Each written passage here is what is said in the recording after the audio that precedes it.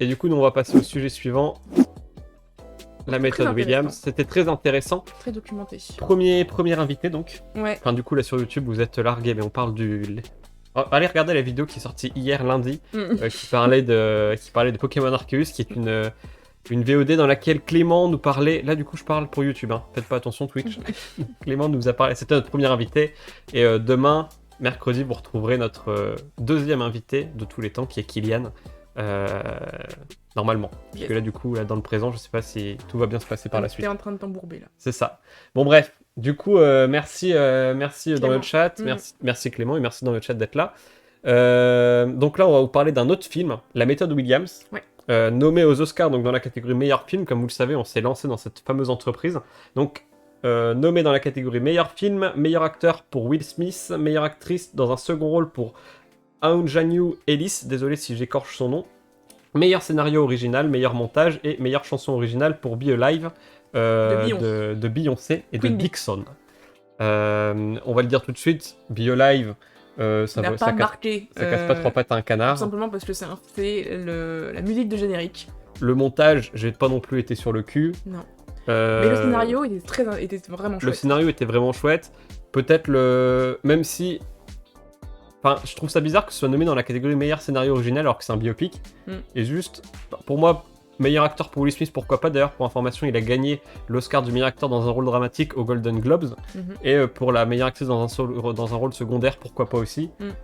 Pour le meilleur film, moi j'ai du mal à y croire, même si c'était un excellent film. Pour l'instant, c'est des 5 qu'on a vus, pour moi, c'est celui que j'ai le moins aimé. Ouais, c'est le moins en lice pour nous, en tout cas pour être le meilleur film. Mais il faut être relatif, c'est le moins bon film des meilleurs films de l'année. Voilà. Donc c'était clairement un excellent film. Alors du coup, ça retrace en fait l'histoire de la carrière de Serena Williams et de sa sœur Venus Williams. Tout à fait. Joueuse de tennis, vous les connaissez pas. Voilà, multi-championne, enfin assez hallucinante d'ailleurs. Tout à fait. Il y a eu beaucoup de pages féministes qui ont remis en avant aussi les parcours des tenniswomen qui étaient bien souvent mis de côté par rapport par exemple aux victoires de Rafael Nadal, en mode c'est la première fois que ça arrive, mais non, en fait Serena elle avait remporté 35 fois le Wimbledon ou ce que vous voulez, ou le Roland Garros. Et donc et du coup ça retrace l'histoire de leur père, King Richard King. Enfin, non. King Richard. Mais non. Non.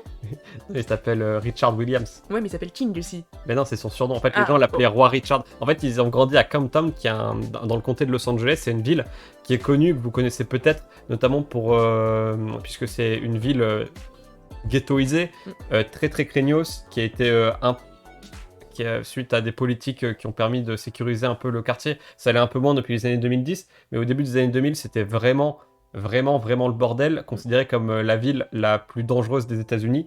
C'est la ville qui a vu naître Dr. Dre, par exemple, qui a vu naître... On va parler tout à l'heure en plus, donc c'est une belle... regardez le film que j'ai pas vu, mais apparemment Straight Outta Compton, qui est le film... Enfin voilà, qui est un film sur des rappeurs qui viennent justement de Compton. Et donc en fait c'est un film, tu t'attends à voir un film sur un biopic sur Serena Williams et Venus Williams. Tu te demandes pourquoi c'est aux Oscars ce truc, et en fait tu te retrouves à regarder clairement un biopic sur la discrimination des Afro-Américains aux États-Unis, puisque Richard Williams en fait c'est un mec, avec lui je pense qu'on est d'accord pour dire que c'est le mec qui a le plus de balls, voilà, un mec des États-Unis. Voilà, c'est ça.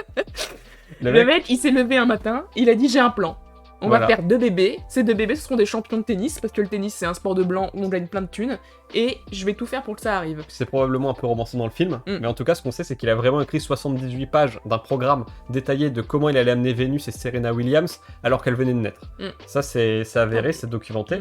Et donc, il avait tout prévu du début de leur entraînement à 4 ans et demi jusqu'à les entraîner. Et le mec, on le voit dans le film, et il y a des interviews qui documentent très bien ça, qui sont encore disponibles sur internet si ça vous intéresse. Le mec s'est opposé à des très grands... Déjà, il s'est opposé aux médias, il s'est opposé à des très grands entraîneurs qui, à l'époque, entraînaient des championnes et des champions du monde, en leur disant non, on va pas faire comme ça. Notamment, il fallait passer par un circuit avant d'être professionnel qui s'appelle le circuit junior, qui est en fait des tournois pour les jeunes. Et en fait, il a interdit à ces gens-là d'inscrire leurs filles pour éviter qu'elles fassent un burn-out et en leur permettant de profiter de leur enfance. Donc notamment, ils étaient en Californie, donc du côté de Los Angeles, ils sont déménagés en Floride au moment où elles ont commencé à vieillir pour les intégrer sur le circuit professionnel.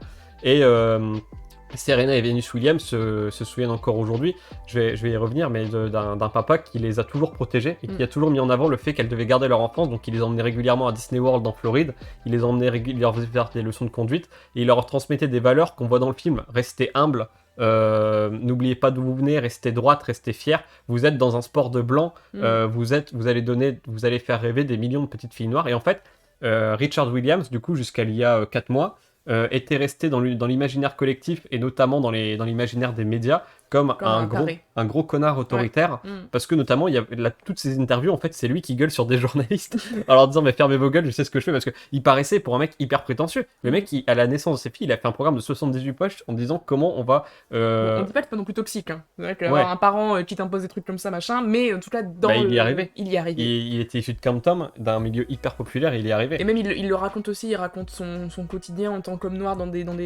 ghettos où il se faisait battre, où c'était toujours des tensions entre personnes racisées. On parle clairement de discrimination des Afro-Américains dans ce film. C'est bien parce que ce film-là, on peut le spoiler puisque tout le monde sait que Serena et Venus Williams sont devenues des championnes. Enfin, non, tout le monde le sait pas parce que moi je le savais pas, je m'intéresse pas au tennis. Enfin, je connaissais Serena Williams, mais pas Venus Williams, pour vous situer un peu comment j'ai un peu un retard sur le tennis. Mais enfin voilà, évidemment c'est un biopic. Et du coup c'est intéressant parce que Serena Williams et Venus Williams sont productrices exécutives du film, c'est-à-dire qu'elles ont accepté de représenter le film parce que dans une interview, Serena Williams explique que son père, que ce film remet son père à sa juste place, et là où les médias et l'imaginaire populaire en avaient fait un espèce de connard autoritaire et imbu de lui-même, elle dit mais en fait voilà, ce film montre qui il est. Après il est pas parfait, hein. Il y a plein de moments où on se rend compte où il est aveuglé par ça, où il est aussi égoïste sur plein de... Oui, c'est romancé, c'est romancé, c'est un film. Et Will Smith effectivement il donne, je pense qu'il est dans l'excès inverse, il héroïse beaucoup ce personnage, et il en fait un héros quoi, un héros du cinéma. Mais ouais, c'est un chouette film, hyper intéressant, où Will Smith fait une très très belle performance, j'ai trouvé.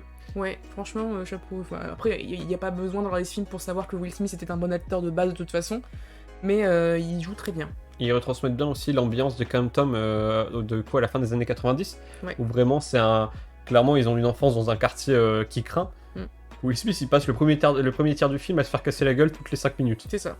Alors qu'il est vieux. Hein. C'est son truc, il se fait casser la gueule par des jeunes. Et il n'y a pas d'opposition noir-blanc dans le film, enfin si, dans le sens où il veut clairement conquérir un sport considéré comme un sport de blanc, en montrant que lui, en tant que noir, il veut pas se mettre de barrière, en tant qu'afro-américain, mais il n'empêche que dans Compton et dans la communauté afro-américaine, il y a des grosses dissensions. C'est clairement l'époque de la guerre des gangs, avec des gangs plus ou moins connus comme les Crips ou les Bloods, qui sont deux gangs assez connus qui ont été, dont on parle pas mal dans la culture populaire de ces banlieues de Los Angeles. Et du coup, cette guerre des gangs-là, cette jeunesse qui est rejetée par la société, donc qui trouve des moyens de survivre comme elle peut, et donc qui va prendre un peu en grippe ce personnage qui clairement pour eux est perçu comme un mec qui veut devenir qui essaie de rentrer chez les blancs qui rejettent les noirs, donc ça fait de lui l'ennemi, puisque celui qui veut ils confondent le fait de vouloir renverser le paradigme selon lequel le tennis est un sport de blanc et le fait de juste vouloir entre guillemets devenir blanc, et du coup ce qui fait que ce personnage de Richard Williams est clairement pris en grippe par cette jeunesse afro-américaine de ces quartiers là. On vous laisse découvrir le film, mais évidemment, là encore, il va prouver que c'était lui qui avait raison. Et voilà. Donc c'est un film qu'on vous recommande. Ouais, c'est clair. Peut-être pas le meilleur qu'on ait vu. Non, mais c'est un très bon biopic. Et c'est encore une fois, voilà, c'est ça. On s'attendait à voir un biopic sur Serena Williams et Venus Williams, et on s'est vu à regarder un film sur les discriminations raciales aux États-Unis, quoi. Et déjà, en plus c'est de ça, c'est plutôt un film finalement, un biopic sur Richard Williams que sur ses filles. C'est vrai. Puisque clairement le rôle principal il est pour Will Smith. Il est pour Will Smith, il est pas pour les deux autres personnages. Et on les voit. Enfin voilà, c'est clairement lui le personnage principal. Et non, c'est un chouette film qui se laisse regarder, qui dure quand même un petit moment. Je crois qu'il durait 2h15. Ouais. Mais il nous a transportés. On a vraiment passé un bon moment devant ce film. Voilà, on n'en revenait pas parce que si vous voyez le film, vous allez voir à chaque fois, il fait des moves. Enfin, franchement, on n'y croit pas, quoi. Quand il se pose à des entraîneurs qui sont les meilleurs entraîneurs du monde à ce moment-là et qui leur dit non, on va pas faire comme ça, on va faire ma manière. Une marque de publicité qui arrive et qui lui propose 3 millions. 3 millions et le mec. et qui lui dit bah non. Il y a ce moment où il les pète devant, quoi. Ah oui, c'est vrai qu'à un moment donné, il y a un mec qui lui a ouais, il y a deux représentants de marque qui viennent lui proposer des contrats pour ses filles, et il leur pète devant. C'est-à-dire Voilà, physiquement, il fait un P, quoi. Et il s'en va. Et ouais, c'est un personnage qui... Je comprends qu'on puisse l'avoir estimé qu'il était imbu de lui-même, mais en tout cas, d'après Dixit, ses filles qui produisent du coup le film après avoir vu le scénario, disent que ça le remet à sa juste place. Évidemment, pour elle, c'est un père, donc c'est un héros, c'est pas le trou du cul qui était dépeint dans les médias. Peut-être qu'il y a un excès inverse de voir que le positif et pas le négatif dans ce film, peut-être. Encore que... On voit le négatif. Ouais, c'est vrai qu'à un moment donné, il passe quand même à 2 doigts de flinguer quelqu'un. Oui, tout à fait.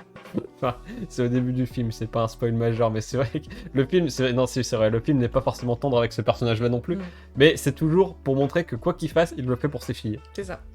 Et comme le disait Louise, il y a quand même, c'est vrai, un truc un peu toxique, hein, finalement. Ah bah oui, ça c'est pour le coup. Après, j'ai l'impression que c'est très américain aussi, de mettre dans sa progéniture ou dans son enfant les espoirs. Après, il se dit, le mec, il est à Compton, il essaye, Compton, je sais pas comment on prononce, mais en tout cas, il veut absolument s'en sortir. Enfin, si pour lui, le moyen de s'en sortir, enfin, il se dit, enfin, à un moment donné, il voit combien gagnent les tennisman, les tenniswomen, il se dit, enfin, c'est mes filles, quoi, c'est ma chance.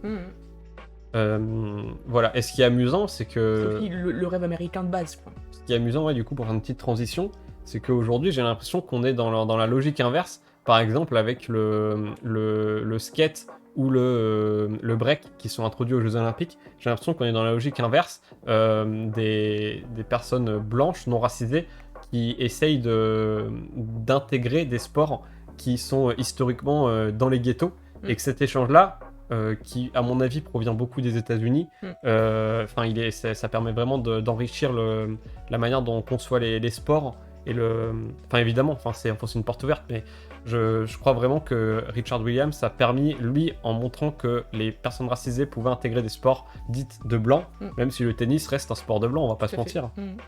Mais aujourd'hui, pour moi, l'introduction du breakdance qui fait beaucoup parler aux Jeux Olympiques, moi, je suis plutôt... Alors oui, le breakdance n'est peut-être pas le sport le plus spectaculaire, encore que, ou le plus mainstream qu'on pourrait introduire aux Jeux Olympiques, mais je trouve ça cool qu'on puisse faire comme ça, montrer que il faut sortir, comme le tennis, qui est un sport historiquement plutôt bourgeois, a été introduit par Serena Williams et Venus Williams, qui venaient de la ville la plus craigneuse des États-Unis, et ben à l'inverse, on peut prendre des sports qui sont issus de milieux hyper ghettoisés, et d'en faire des sports qui peuvent devenir des sports entre guillemets légitimes et qu'on peut regarder aux Jeux Olympiques, parce que bah, c'est juste la... Enfin, je vais dire un truc très naïf, mais c'est un peu aussi la beauté du sport, hein, finalement, de pouvoir, de pas se mettre de barrières. Et voilà. Donc pour faire le petit rapprochement avec le break, je pense que c'est pas totalement tout à fait. hors de propos. En tout cas, on vous recommande le film. De toute façon, je pense qu'il va pas y avoir beaucoup de films qu'on va pas recommander dans les meilleurs films de 2021. Pour l'instant, il y en a pas. Non, et voilà. Mais c'était une très belle performance de Will Smith. Mais voilà. Pour l'instant, si je devais dire entre ça, le film de Guillermo del Toro dont on va parler tout à l'heure, Nightmare Alley, Licorice Pizza, Don't Look Up, et le dernier que j'ai vu qui est, je me souviens plus. En tout cas, de tous les films que j'ai vus pour l'instant nommés dans la catégorie meilleur film, pour lui, c'est le cinquième, le moins bon. Mais encore une fois, tout ça est relatif. Donc voilà. On passe à la suite.